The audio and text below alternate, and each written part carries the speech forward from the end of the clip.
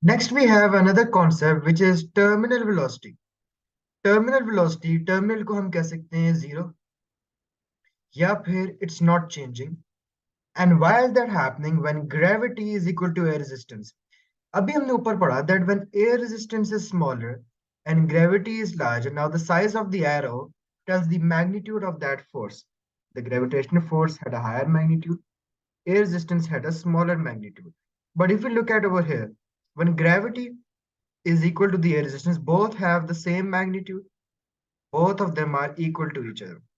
So as the dog falls faster and air resistance increases, eventually the air resistance become as big as equal to the force of gravity. So तीन stages होंगी.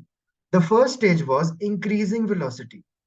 फिर बीच में एक stage आएगी which is terminal velocity, and the dog stops getting faster, accelerating, and falls at a constant speed. Why is that?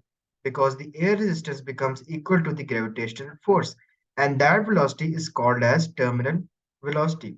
शुरू में वो गिरा, what was happening? Air resistance was less, gravity was more. एक point आया, ये दूसरा part है, and this was the first part. दूसरे part में क्या हुआ?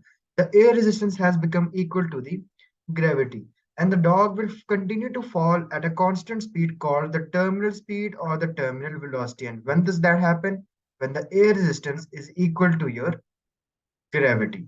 This is what we call as terminal velocity.